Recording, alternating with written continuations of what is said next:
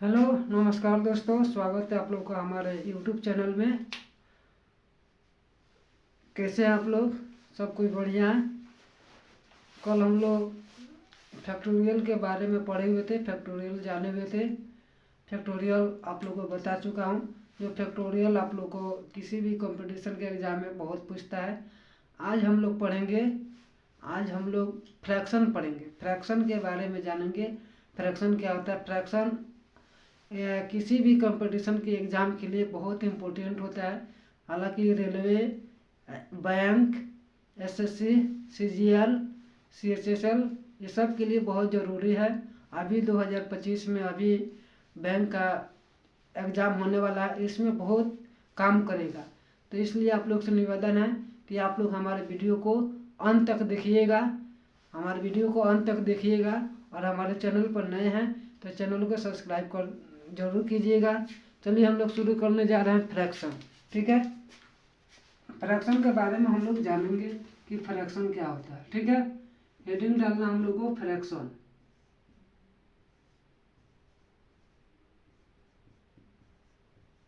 Fraction, fraction का मतलब क्या होता है?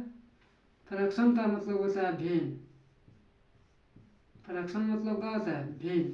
फ्रैक्शन मतलब होता है भिन्न। ठीक है, फ्रैक्शन का मतलब भिन्न होता है।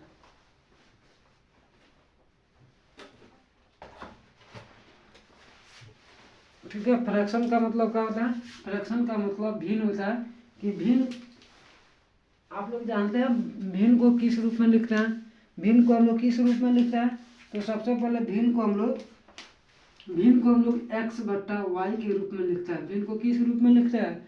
एक्स बट्टा वाई के रूप में, जिसको एक्स को हम लोग क्या बोलते हैं? अंश बोलते हैं, और वाई को हर बोलते हैं।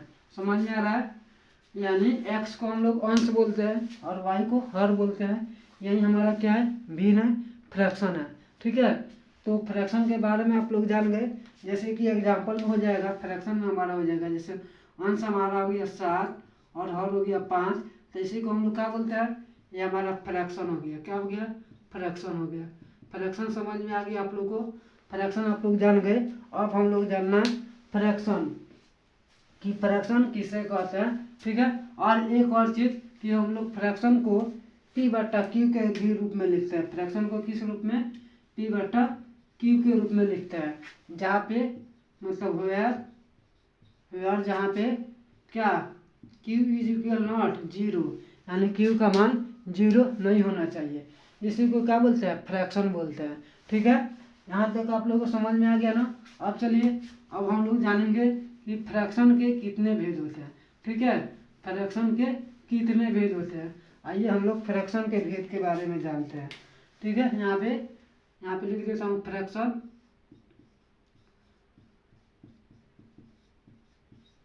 फ्रैक्शन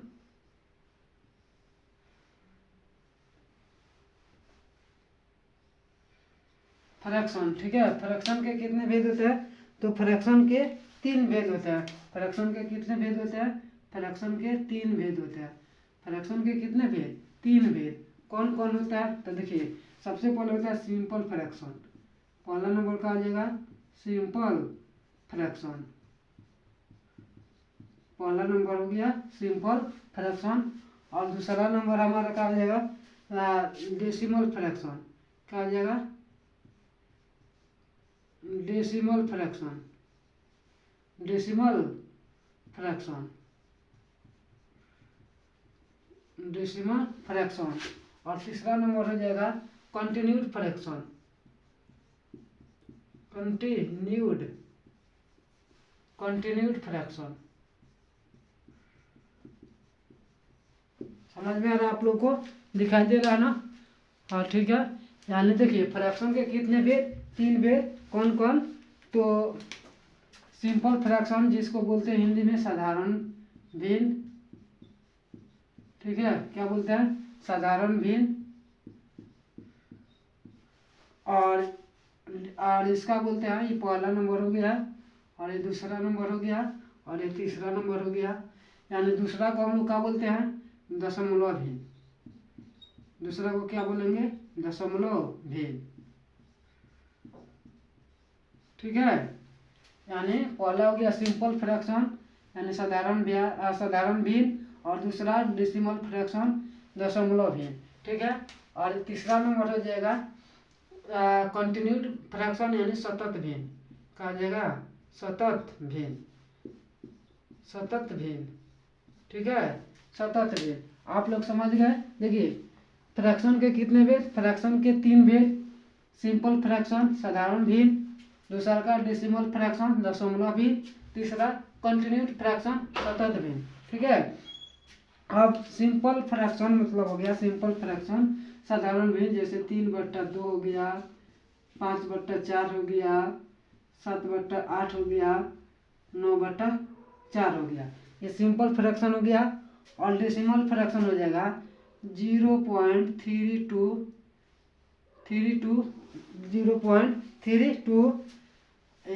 2 पर बार, और दूसरा का हो जाएगा 0.3 मतलब बार। ठीक है, और तीसरा नंबर हो जाएगा हमारा, तीसरा नंबर का हो जाएगा 0.65। ठीक है, ये हमारा डेसिमल फ्रैक्शन हो गया। और कंटिन्यूड फ्रैक्शन में हो जाएगा, कंटिन्यूड फ्रैक्शन मतलब सतत भिन्न 1 + 1/1 + 1/1 + 1/1 + 1/4, इसी को बोलते हैं कंटिन्यूड फ्रैक्शन। इसी को क्या बोलते हैं, कंटिन्यूड फ्रैक्शन। तो आप लोग फ्रैक्शन समझ गए। फ्रैक्शन मतलब जो P/Q के रूप में हो, जहाँ Q का मान 0 नहीं होना चाहिए। और फ्रैक्शन के 3 भेद, सिंपल फ्रैक्शन साधारण भिन्न, और इसका उदाहरण हो गया, और डेसिमल फ्रैक्शन दशमलव भिन्न यानी इसका उदाहरण हो गया, और तीसरा कंटिन्यूड फ्रैक्शन सतत भिन्न, और इसका उदाहरण हो गया। ठीक है, आप लोग को तीनों मतलब बता दिए। अब हम लोग को अगला पढ़ना है साधारण भिन्न। कौन पढ़ना हम लोग को, साधारण भिन्न, डेसिमल फ्रैक्शन पढ़ना है। इसको मिटा दूँ, यहाँ तो कोई दिक्कत नहीं है ना। चलिए अब हम लोग को आगे पढ़ना है सिंपल फ्रैक्शन। कौन पढ़ना है हम लोग को, सिंपल फ्रैक्शन पढ़ना है। सिंपल फ्रैक्शन क्या होता है, चलिए सिंपल फ्रैक्शन के बारे में हम लोग जानते हैं। ठीक है, सिंपल फ्रैक्शन क्या होता है उसी के बारे में हम लोग को जानना है। ठीक, सिंपल फ्रैक्शन के बारे में हम लोग को जानना है। तो हेडिंग डाल दीजिए क्या, सिंपल फ्रैक्शन। क्या हेडिंग डालना है हम लोग को, सिंपल फ्रैक्शन। ठीक है, सिंपल फ्रैक्शन कहा जाएगा यहाँ पे simple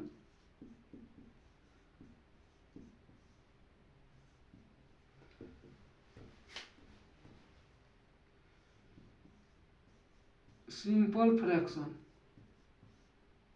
simple fraction, simple fraction का मतलब होता है साधारण भिन्न। सिंपल फ्रैक्शन मतलब क्या हो जाएगा, साधारण भिन्न।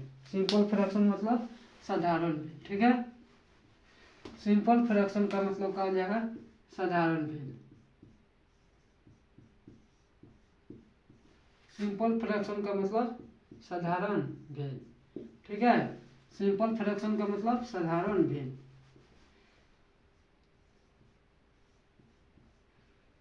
सिंपल फ्रैक्शन का मतलब साधारण भिन्न। ठीक है, तो साधारण भिन्न में कौन कौन हो जाएगा, जैसे एग्जाम्पल में हो जाएगा 3/4। एग्जाम्पल में कहा जाएगा साधारण भिन्न में कौन कौन हो जाएगा, 3/4 और 4/5, 7/6, 9/5। ठीक है, और 11/3। ये हमारा क्या हो गया, ये सिंपल फ्रैक्शन का उदाहरण हो गया, ये सिंपल फ्रैक्शन हो गया। ठीक है, समझ में आ रहा है ना। सिंपल फ्रैक्शन का मतलब होता है कि साधारण भिन्न में हो, जैसे सिंपल में है, ये किस में है, सिंपल फ्रैक्शन में है। यहाँ पे कोई दिक्कत नहीं है। अब सिंपल फ्रैक्शन के हम लोग क्या लिखेंगे, सिंपल फ्रैक्शन के हम लोग उदाहरण मतलब इसका सिंपल फ्रैक्शन के टाइप जानेंगे, यानी सिंपल फ्रैक्शन के कितने भेद होते हैं। ठीक है, सिंपल फ्रैक्शन के हम लोग भेद जानेंगे। यहाँ तो कोई दिक्कत आप लोग को इसमें समझने में कोई दिक्कत नहीं है। Simple fraction, simple fraction,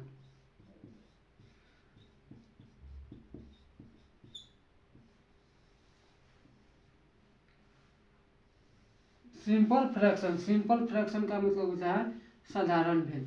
simple fraction मतलब क्या होता है, साधारण भिन्न। साधारण भिन्न के 2 भेद होता है। साधारण भिन्न के कितने भेद, 2 भेद। ठीक है। पहला नंबर होता है प्रॉपर फ्रैक्शन। पहला नंबर का हो जाएगा प्रॉपर फ्रैक्शन, पहला नंबर प्रॉपर फ्रैक्शन, और दूसरा नंबर हो जाएगा इम्प्रॉपर फ्रैक्शन। इम्प्रॉपर फ्रैक्शन, ठीक है। समझ में आ गया आप लोगों को? समझ में आ गया ना? यानी पहला नंबर हो गया प्रॉपर फ्रैक्शन और दूसरा नंबर हो जाएगा इम्प्रॉपर फ्रैक्शन। प्रॉपर फ्रैक्शन का मतलब होता है प्रॉपर फ्रैक्शन का मतलब होता है उचित भिन्न। प्रॉपर फ्रैक्शन का मतलब उचित भिन्न, ठीक है। और इम्प्रॉपर का मतलब होता है अनुचित भिन्न। इम्प्रॉपर का मतलब अनुचित भिन्न, ठीक है। प्रॉपर फ्रैक्शन का मतलब उचित भिन्न और इम्प्रॉपर फ्रैक्शन का मतलब अनुचित भिन्न। उचित भिन्न होता है कि वह जिस भिन्न का मान एक से छोटा हो। प्रॉपर प्रॉपर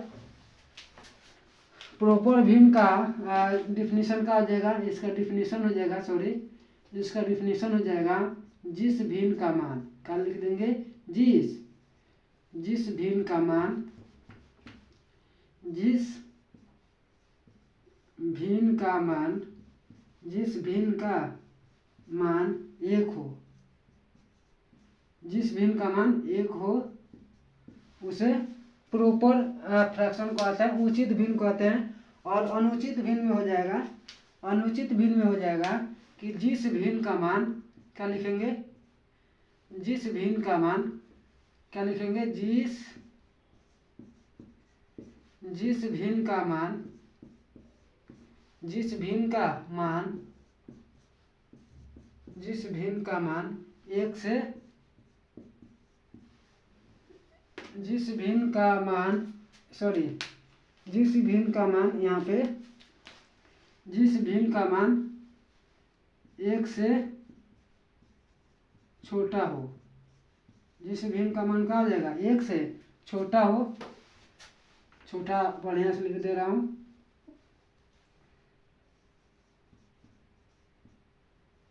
जिस भिन्न का मान एक से छोटा हो। और अनुचित भिन्न में हो जाएगा इम्प्रॉपर फ्रैक्शन में हो जाएगा जिस भिन्न का मान एक से बड़ा हो, जिस भिन्न का मान क्या हो, एक से बड़ा हो, एक से बड़ा हो, उसे क्या कहते हैं, जिस भिन्न का मान, नहीं दिखाई दे रहा। चलिए यहाँ तक आप लोग जान गए ना, यहाँ तक जान गए ना सिंपल फ्रैक्शन के दो भेद, प्रॉपर फ्रैक्शन उचित भिन्न, इम्प्रॉपर फ्रैक्शन अनुचित भिन्न, ठीक है। अब यहाँ से हम लोग क्या जानेंगे, अब प्रॉपर फ्रैक्शन लिख के डैश दे के लिखिए, प्रॉपर फ्रैक्शन लिख कर डैश दीजिए, प्रॉपर फ्रैक्शन लिख कर डैश दीजिए, उसके बारे में हम लोग अब जानेंगे, ठीक है। कौन फ्रैक्शन जानना है, प्रॉपर फ्रैक्शन जानना है, कौन फ्रैक्शन, प्रॉपर फ्रैक्शन के बारे में हम लोग को जानना है, प्रॉपर फ्रैक्शन क्या होता है, ठीक है। चलिए लिखिए प्रॉपर फ्रैक्शन, पहला नंबर क्या लिखेंगे, proper fraction, proper fraction, proper fraction उचित भिन्न, क्या लिखेंगे, उचित भिन्न, उचित भिन्न, प्रॉपर फ्रैक्शन का मतलब उचित भिन्न। इसका डिफिनीशन में क्या हो जाएगा, इसका डिफिनीशन हो जाएगा जिस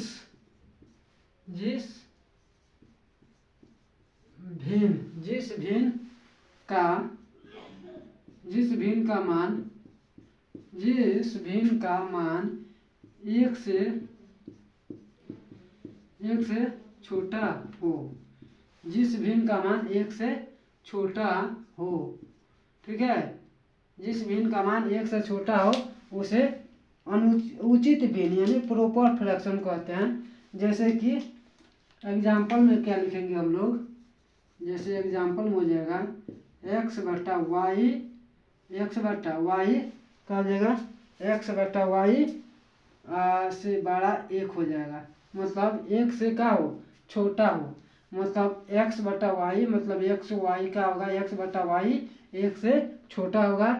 तो इसी को क्या बोलते हैं, उचित भिन्न। जैसे कि एग्जाम्पल में हो जाएगा हमारा, यहाँ पे इसको हम क्या लिख देंगे, यहाँ पे लिख देंगे इसको x बटा वाई ग्रेटर देन 1, x बटा वाई ग्रेटर देन 1। समझ में आ गया ना आप लोगों को? सिंपल प्रॉपर फ्रैक्शन समझ में आ गया आप लोगों को? प्रॉपर फ्रैक्शन में क्या हो जाएगा कि जिस भिन्न का मान, मतलब the value of proper fraction less than sorry smallest 1, smallest का हो जाएगा 1, यानी जिस भिन्न का मान x बटा वाई, मतलब जिस भिन्न का मान 1 से छोटा हो, जिस भिन्न का मान क्या हो 1 से छोटा हो। एग्जाम्पल में हो जाएगा, जैसे मान लीजिए 5/6।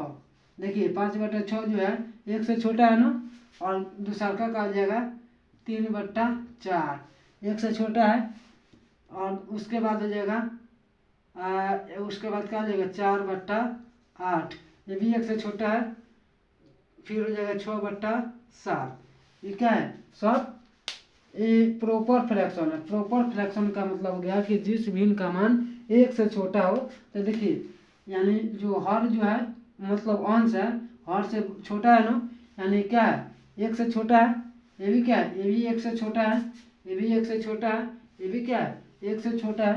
तो इसी को हम लोग क्या बोलते हैं, प्रॉपर फ्रैक्शन बोलते हैं। क्या बोलते हैं, प्रॉपर फ्रैक्शन बोलते हैं। समझ में आप लोग को आ गया? समझ में आप लोग को आ गया ना? कोई दिक्कत है यहाँ तक? कोई भी दिक्कत हो तो बोलिए, थोड़ा सा भी दिक्कत हो तो बोलिए। दिक्कत नहीं है आप लोगों को? दिक्कत नहीं है?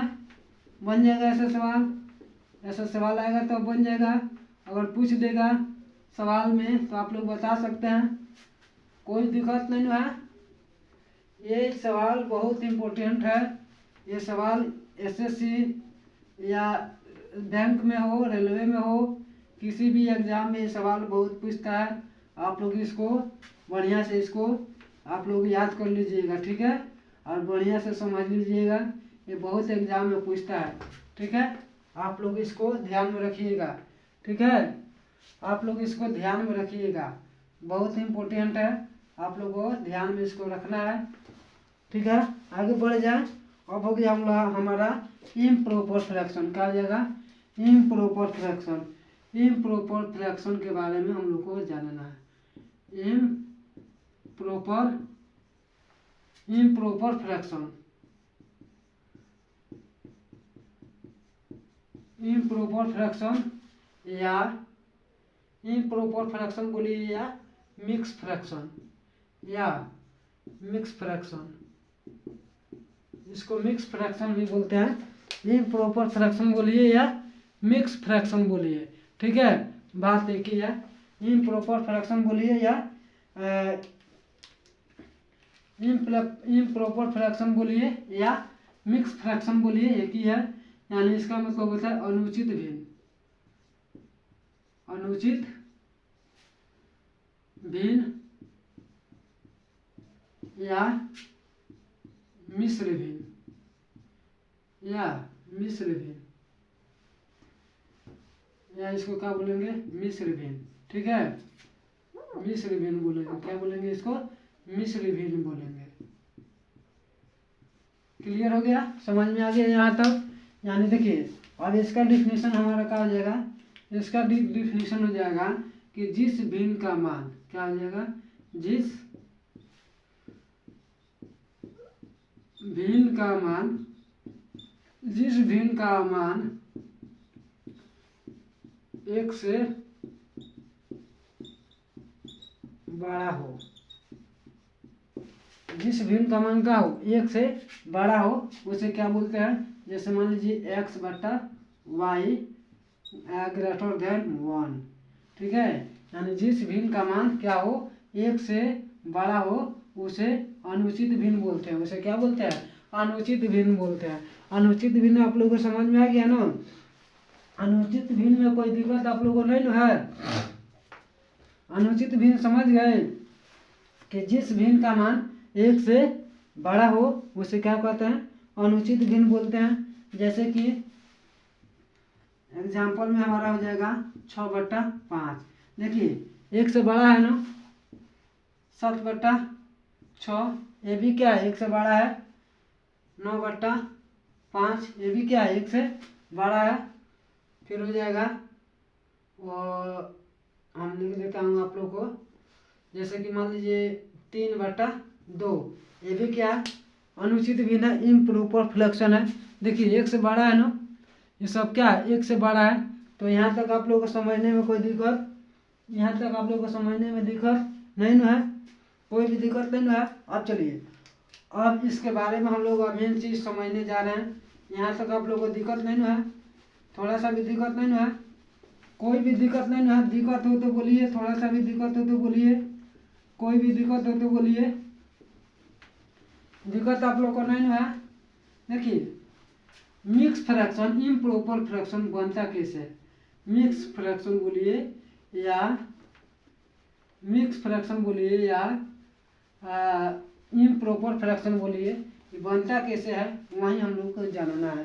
ठीक है, कैसे बनता है देखिए मिक्स फ्रैक्शन, या इसको मिक्स फ्रैक्शन बोलिए या मिक्स फ्रैक्शन बोलिए या क्या मिक्स फ्रैक्शन या मिक्स फ्रैक्शन या क्या इम्प्रॉपर फ्रैक्शन, दोनों का मतलब एक ही होता है। ठीक है, कैसे बनता है देखिए, ये बनता है mix fraction integer plus fraction, integer plus fraction, यानी कहने का मतलब हो गया पूर्णांक प्लस भिन्न, पूर्णांक प्लस भिन्न, पूर्णांक प्लस भिन्न, पूर्णांक प्लस भिन्न, यानी पूर्णांक और भिन्न को जोड़ेंगे तो हमारा क्या बनता है मिक्स फ्रैक्शन बनता है, यानी मिश्र भिन्न बनता है। कौन भिन्न बनता है, मिश्र भिन्न बनता है। तो मिश्र भिन्न समझ में आप लोग को आ गया। मिश्र भिन्न मतलब हो गया कि पूर्णांक प्लस भिन्न, यानी इंटीजर प्लस फ्रैक्शन, इंटीजर और फ्रैक्शन को मिलाकर हमारा क्या बनता है मिक्स फ्रैक्शन बनता है। क्या बनता है मिक्स फ्रैक्शन बनता है। हो गया यहाँ तक क्लियर। जैसे एग्जांपल में हमारा हो गया, एग्जांपल ले लेता हूँ। एग्जांपल में कहा जाएगा जैसे 8 कर रहा हूँ आज 8/5, 8/5 हमारा क्या है ये इम्प्रॉपर फ्रैक्शन है, और मिक्स फ्रैक्शन में बदलेंगे तो कहा जाएगा 1/3/5 होगा नो। 1/3 इसको अगर तोड़ेंगे तो कहा जाएगा 1 + 3/5 क्या हो जाएगा, इसी को बोलते हैं। देखिए ये हमारा 1 का हो गया पूर्णांक हो गया, और ये 3/5 का हो गया भिन्न हो गया, यानी पूर्णांक प्लस भिन्न, यानी क्या बनता है मिक्स फ्रैक्शन बनता है। क्या बनता है मिक्स फ्रैक्शन बनता है। यहाँ तक क्लियर,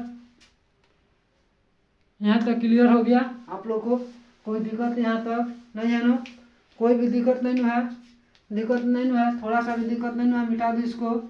यहाँ तक में दिक्कत ये नो मिक्स फ्रैक्शन आप लोग को समझ में आ गया, मिक्स फ्रैक्शन आप लोग को समझ में आ गया नो, समझ में आ गया मिक्स फ्रैक्शन कैसे बनेगा। चलिए अगला एग्जांपल लेता हूँ हम, अगला एग्जांपल कैसे बनेगा देखिए, अगला एग्जांपल लेते हैं।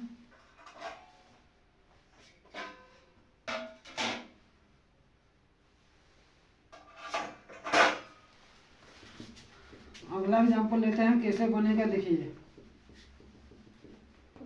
मिक्स फ्रैक्शन में एक और एग्जांपल लेता हूँ कैसे बनाना है देखिए।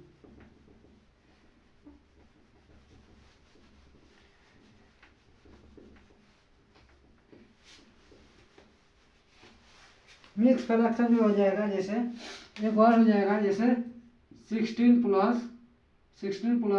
11/8 क्या हो जाएगा 11/8 हो जाएगा, 16/11 + 8 हो जाएगा, 11 करें क्या हो जाएगा 7/8 हो जाएगा, 7/8 हो जाएगा। ठीक है, समझ में आ गया ना। तो इसको हम लोग लिख सकते हैं क्या, इसको हम लोग लिख सकते हैं 16.7/8 लिख सकते हैं ना। इसी को क्या बोलते हैं मिक्स फ्रैक्शन बोलते हैं।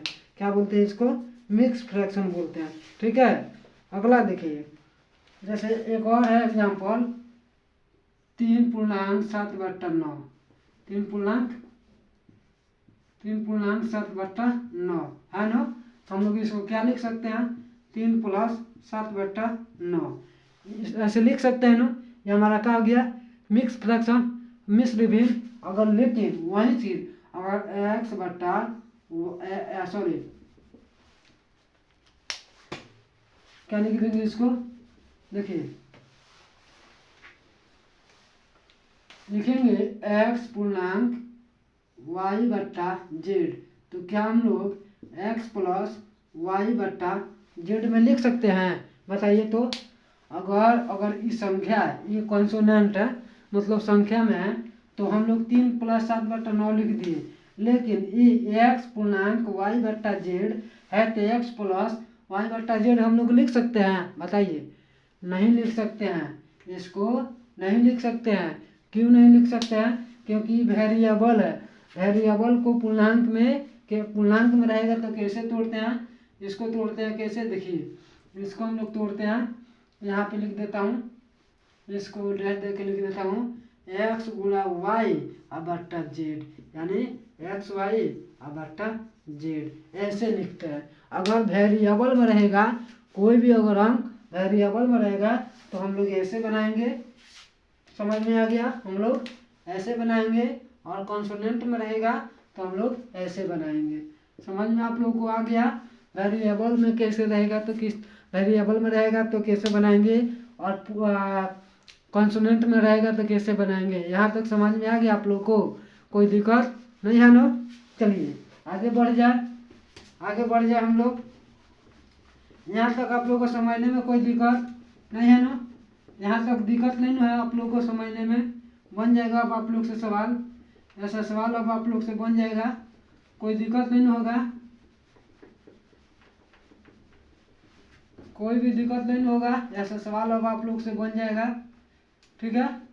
आगे बढ़ जाए, चलिए हम लोग आगे बढ़ते हैं। अब अगला सवाल,